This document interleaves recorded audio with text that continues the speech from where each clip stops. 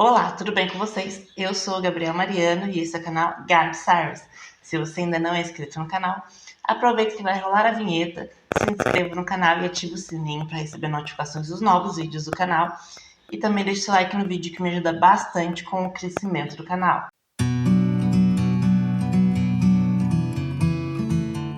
Bom, gente, hoje a gente vai dar um segmento aí para as histórias das princesas, né? E hoje eu vou contar a história da origem, a história que deu origem à história que a gente conhece da Bela Adormecida.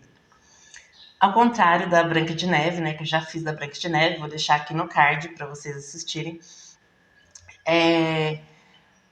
Que a Branca de Neve foi inspirada numa história real, segundo os alemães, e já a Bela Adormecida não foi inspirada em uma história real, porém ela é uma história bem antiga aí, que foi publicada em 1634, essa versão que eu vou contar hoje. A história que foi dada a inspiração aí para a Disney fazer a história da Bela Adormecida foi escrita por Charles Perrault no livro Os Contos de Mamãe Gansa. Já a história que eu vou contar hoje, ela foi escrita por Jean-Baptiste Basile, acho que é assim que se fala, no livro de uns contos que ele escreveu, e esse conto chama Sol, Lua e Thalia, ou Thalia, não sei. Vamos falar Thalia, com muita honra. Brincadeira, gente. Mas vamos dar aqui, eu vou ter que dar uma colada, gente, porque essa história é completamente diferente da história que a gente conhece da Bela Adormecida.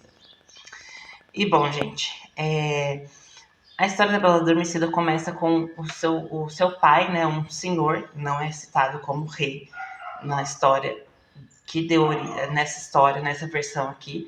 Ele não é um rei, ele é apenas um senhor muito, muito rico. Então, bom, gente, a história começa com essas palavras. Um grande senhor foi abençoado por uma filha, ou seja, a Thalia nasceu e com o nascimento dela, ele chamou sábios e astrólogos para prever ali qual seria o futuro da Thalia. Você vê como que esse negócio de signos, né, não é de agora.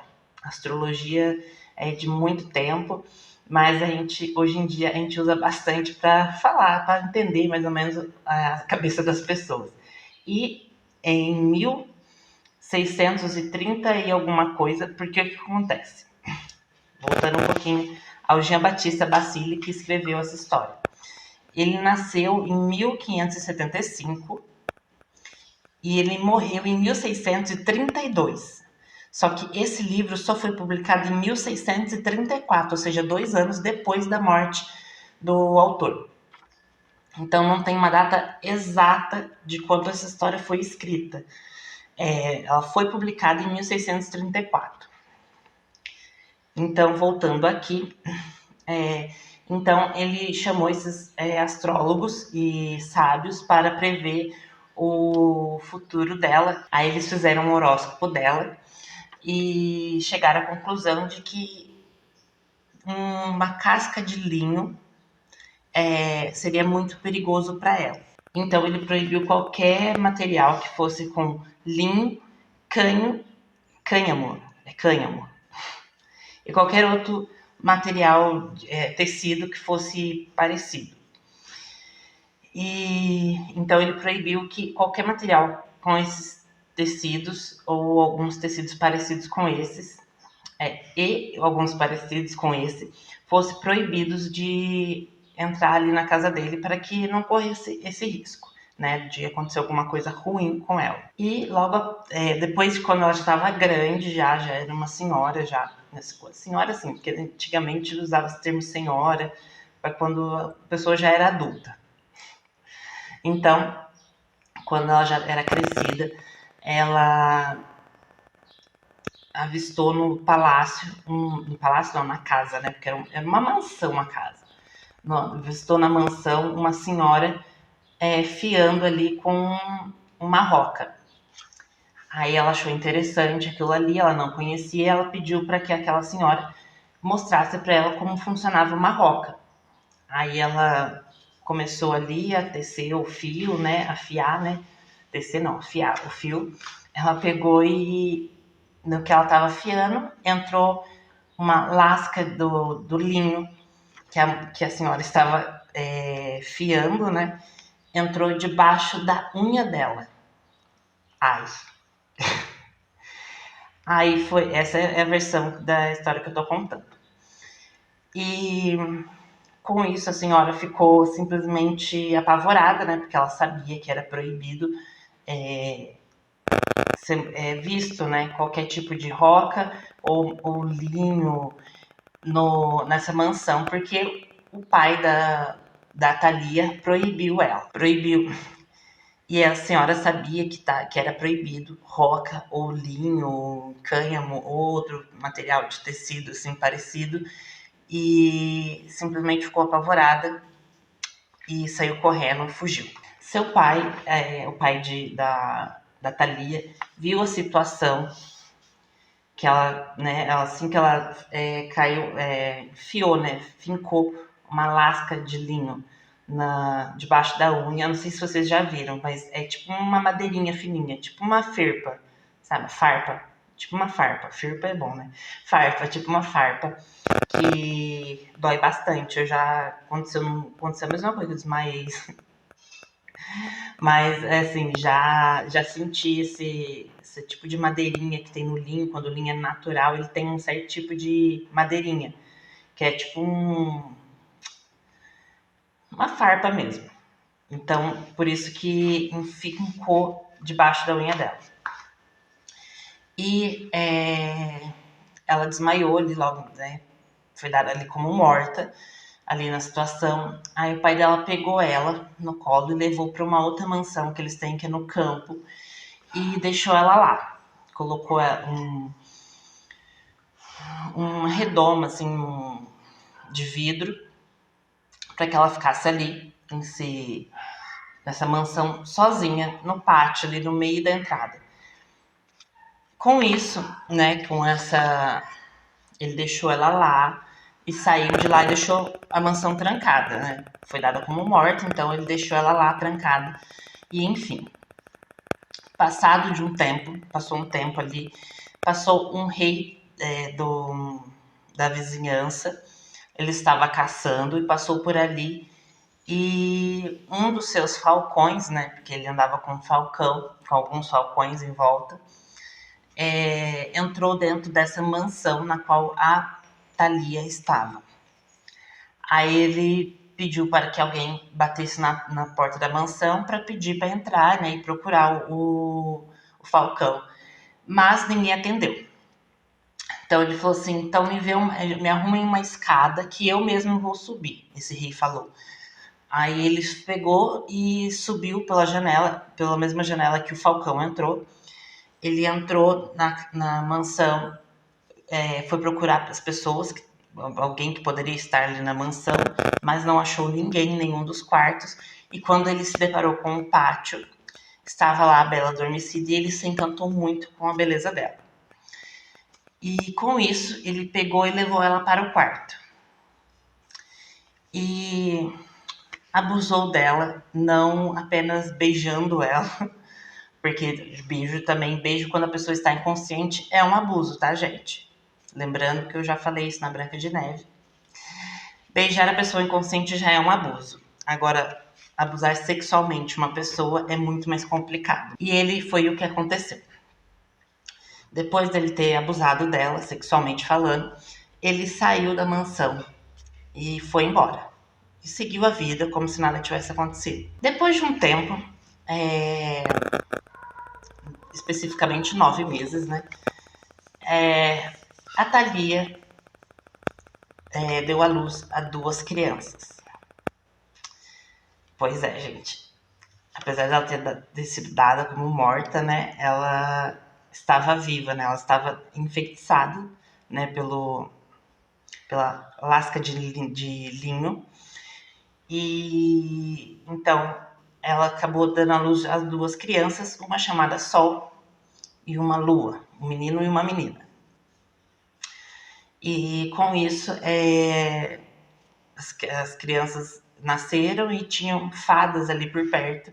E essas fadas perceberam e entraram dentro da mansão e foram ajudar a Aurora, que estava morta, né, teoricamente falando. Foi ajudar e colocou as crianças no seio da Aurora para que as crianças amamentassem. E as crianças, só que as crianças não acharam o mamilo dela para poder se alimentar. Aí o que uma das crianças fez? Acabou, que é normal, quem é mãe, né? Quem é mãe ou quem já viveu ali perto de mãe, ali, de criança, de bebê, né? Sabe que a criança ela fica procurando. Aí a criança procurou e não achou. E só que ela achou o dedo da Aurora, o suposto dedo que estava com a lasca de linho. E essa criança sugou tanto esse dedo da Aurora que a lasca de linho saiu. E nesse mesmo momento, a Aurora acordou. Aurora, olha eu, gente. Vou ficar falando Aurora, porque eu tô me confundindo toda hora. Thalia, tá? Porque a Thalia, aí nesse momento, a Thalia acordou. E ela ficou perdida, porque ela estava 9 meses ali. 9 meses não, né? 9 meses que ela foi abusada, né? Mas antes dela ser abusada, ela já estava ali um bom tempo. E ela ficou meio perdida, tipo, ela sozinha numa mansão com 2 crianças. Aí ela pegou e, enfim, começou a criar as crianças e ela achou até um pouco estranho, porque tudo que ela desejava chegava até a mansão de uma forma meio misteriosa, que não conta no livro, mas que, pelo que eu entendi, as fadas que tinham entrado lá para ajudar ela levavam alimentos para ela, para ajudar ela, né, a se alimentar, para alimentar a criança. Mas enfim, aí depois de um tempo, um bom tempo assim, o rei se lembrou dessa ocasião, o rei que abusou dela. Lembrou dessa ocasião e falou assim: bom, eu vou caçar ali naquela região de novo e passo por ali para ver o que está acontecendo lá, se aconteceu já mais alguma coisa. Então, acredito eu que em cerca de um ano ali, depois do abuso, ele voltou ali. E ele voltando, ele viu que a Aurora a Thalia estava acordada. Ai, gente, é difícil. É difícil, é difícil, é difícil. A Thalia estava acordada. Com as 2 crianças. Aí ele ficou maravilhado com as crianças, com a beleza das crianças também. E acabou contando pra Aurora, pra Thalia, tudo o que aconteceu. Tô falando que vai ser difícil, gente. Contou pra Thalia tudo o que aconteceu e a Thalia compreendeu e agiu naturalmente, assim, e ficaram amigos. Com isso, o rei, né, ele volta depois de alguns dias, ele ficou alguns dias lá nessa mansão, junto com a Aurora e as crianças. Logo depois de alguns dias, ele volta para o seu palácio e ele fica falando para todo mundo sobre a Thalia, que eu acho que eu falei a Aurora da última vez. Ele fica falando da Thalia e do Sol e da Lua, né, que são as 2 crianças. E todo mundo fica, às vezes, né, ficou muito tempo em algum lugar, ficou meio alucinado, assim. E a esposa desse rei, ela, no começo, ela também pensava assim, ele deve estar enlouquecendo, sei lá. Não tem nada a ver, não. Só que daí, depois de um tempo, ela começou a ficar, ele tá falando demais dessa Thalia, dessas crianças, e ela decidiu ir atrás do secretário do rei para que ele contasse tudo o que estava acontecendo. Só que ela não simplesmente pediu para ele contar, né? Óbvio. Ela subornou ele. Subornou assim, de uma maneira que ela falou assim: se você não contar tudo o que aconteceu, se tem uma outra pessoa mesmo, você nunca mais será visto, seja vivo ou morto. Agora, se você me contar, nada acontecerá com você. Aí esse secretário, né, nessa situação, ele contou para ela tudo o que aconteceu, nos mínimos detalhes. Aliás, ele contou sobre a Thalia, que realmente onde ela ficava, e as crianças, enfim. Aí essa rainha teve uma ideia de ir buscar essas crianças pedindo para que fossem falar que o rei queria ver as crianças e que trouxessem as crianças para o palácio. E a Aurora, né, aceitou essa ideia de que, bom, somos amigos, enfim. Levaram as crianças, chegando lá, a rainha, né, a esposa, né, do rei, ela pede para que o cozinheiro faça um banquete na qual a carne do banquete seja a carne das crianças. E o cozinheiro fala, tá bom, e ela sai. Nisso que ela sai, ele pega e tem a ideia de não fazer as crianças. E o cozinheiro, como ele não teve coragem de fazer, né, essa... Sei lá, gente, ele ia ter que matar as crianças, né? Então vocês imaginam aí o que aconteceu. Ele, com esse negócio, tipo, eu não vou ter coragem de matar a criança, né? Ele simplesmente escondeu as crianças na sua própria casa e no lugar da carne das crianças ele fez carne de cabrito e serviu o banquete. Nisso o rei ficou maravilhado com o sabor do banquete e a rainha, né, com aquela mente super de boas dela, só que não, falava, né, a esposa do rei falava para que ele comesse porque tudo o que ele estava comendo vinha dele. E ele não entendeu no momento e continuou comendo. Aí a rainha teve a ideia de falar que o rei queria ver a Thalia também e trouxesse ela para o palácio. Trazendo ela para o palácio, ela questionou a Thalia de tudo que de que era verdade aquilo, né, que estava acontecendo. E a Thalia contou que sim. Aí essa mulher do rei, ela fez com que as pessoas fizessem uma fogueira no pátio do palácio deles e falou para colocar a Thalia na fogueira. Nisso, a Thalia fica desesperada e não sabe o que fazer. Aí a única coisa que ela fez, que ela teve coragem de fazer, foi pedir para que ela pudesse tirar as suas vestimentas, né, com a roupa que ela estava. Ela pediu para tirar a roupa para que a roupa não fosse queimada. E a rainha, com um momento de compreensão, só que não, ela simplesmente olha para a roupa, vê que é costurada com fios de ouro, que tem pérolas em seu vestido. Ela pega e fala assim, fala não, pensa, né? Já que ela vai morrer, a roupa fica comigo, né? Enfim.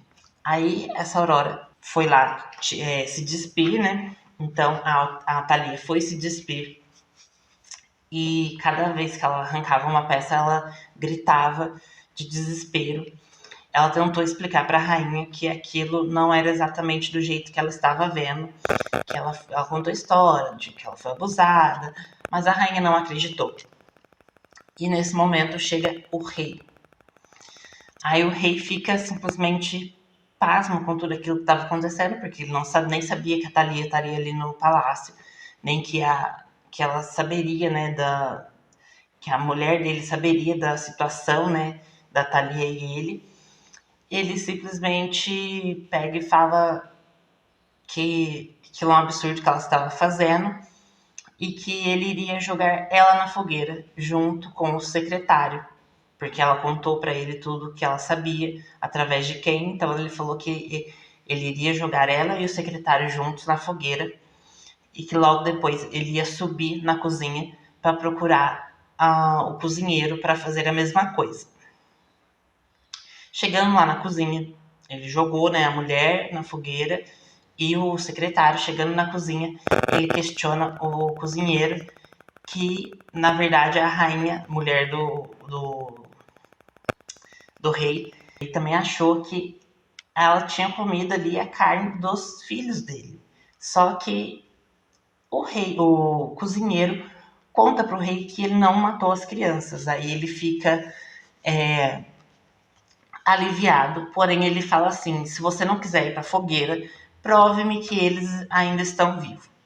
Aí, vendo aquela situação de desespero, a mulher do cozinheiro pega as crianças e leva pro rei. Aí o rei fica todo feliz que as crianças estão vivas. Aí ele subiu o cozinheiro de cargo, ele colocou o cozinheiro como, peraí que eu anotei, ajudante da câmara dele.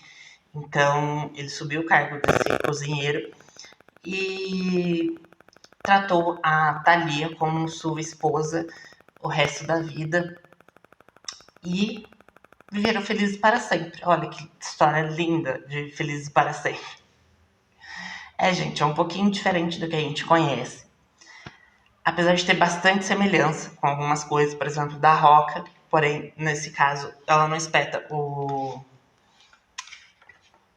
dedo na roca. E lembrando que a história que a gente conhece da Aurora, né, que espetou o dedo na roca, aí ela desmaiou e ficou lá dormindo no palácio, né, no quarto dela, no palácio mesmo, onde eles viviam. Aí um príncipe entrou e deu um beijo, só que ela só acordava com um beijo de amor verdadeiro. Aí tem aquela versão lá da Malévola, que a Malévola é quem beijou o rosto dela e ela acordou. Então, assim, essas versões que são da Disney veio dos irmãos Grimm, assim como da Branca de Neve também veio dos irmãos Grimm. Só que os irmãos Grimm se baseou nesse livro que eu falei no começo, né? No livro Os Contos de Mamãe Gansa, do Charles Penot. Acho que deve ser Charles Penot, né? Porque é francês. E esse Charles Penot se baseou nessa história de Sol, Lua e Thalia, de Jean-Baptiste Bacille. Então, é história baseada de história baseada de história. Então, são versões, né, que a gente conhece. E, assim, gente, não tem uma história certa, uma história errada. Até porque, antigamente, esses contos eram contados apenas de boca a boca, né? Não era contado, assim, em livros, enfim. Era apenas passado como se fosse uma lenda mesmo, sabe? Essa coisa de Saci Pererê, Yara, que a gente conhece. Então, era basicamente isso. Era passado através de uma pessoa para outra, de vó para neto. Então, por isso que tem muitas adaptações de todas as histórias de princesas. Tem várias adaptações, tem várias versões, maneiras de ser contadas, de ser vista. Por isso que eu falo que, assim, essa história que eu tô falando é uma maneira de visão diferente da história verdadeira que a gente conhece. Verdadeira não, né? Da história que a gente conhece da Bela Adormecida. E, gente, a minha intuição, aliás, meu intuito, né? Minha intuição não. Meu intuito é apenas mostrar para vocês que existem várias versões. E eu busco sempre buscar a versão mais antiga, que são as versões mais que inspiram as outras versões até chegar a gente, a nossa geração. Até porque essa história está escrito que, né, foi escrita antes de 1634, porque se a pessoa morreu em 1632, então foi feito antes de 1632, foi publicado em 1634. Então são histórias bem antigas que não era comum as pessoas nem ter o conhecimento da leitura, quem dirá mesmo ler um livro, né? Era muito raro, normalmente era uma pessoa da família que tinha o dom da leitura, né? Que aprendia a ler e a escrever. E ainda assim tinha muita gente que não tinha na família alguém que soubesse ler e escrever, e quando ficava rico, contratava uma pessoa que soubesse só para ler, escrever carta, enfim. Eu posso falar mais sobre ler, leitura e escrita mais para frente em algum vídeo específico sobre isso. Tá bom, gente? Espero que vocês tenham gostado de conhecer essa versão da Thalia, né? Da Aurora versão Thalia, bem mexicana mesmo, né, gente? Bem mexicana essa história, cheia de sangue, mortes e crimes, né? Porque o rei, ele abusou da Aurora, matou a mulher queimada. Então, gente, é que naquela época era muito comum as pessoas morrerem jogadas em fogueira. Era muito comum, por isso que a rainha teve essa ideia de jogar ela na fogueira. E também pode ser ter uma visão aí de que a Aurora, né, no caso Thalia, na versão da Thalia mesmo, foi vista como uma bruxa, né? Porque se um homem ficava apaixonado por uma mulher, a mulher era vista como bruxa. Se a mulher... Enfim, não vou ficar me aprofundando muito, que eu vou fazer um tema sobre isso. Ainda mais esse mês de outubro, né? Mês de Dia das Bruxas. Então, na verdade, Halloween, né? Aqui no Brasil, com o nome de Dia das Bruxas, só que não tem nada a ver com Dia das Bruxas ou Halloween. E eu vou contar mais pra frente aí algumas coisas que eu vou falando sobre Halloween, tá bom? Gente, espero que vocês tenham gostado do vídeo. Espero que vocês já tenham se inscrito. Se ainda não, aproveita, vai agora ali, se inscreva, ativa o sininho, deixa o like no vídeo, que me ajuda bastante com o crescimento do canal. E é isso, gente. Eu me despeço aqui, espero que vocês tenham gostado desse vídeo. Até o próximo Origem das Princesas. Beijos, gente. Até mais. Até o próximo vídeo. Tchau!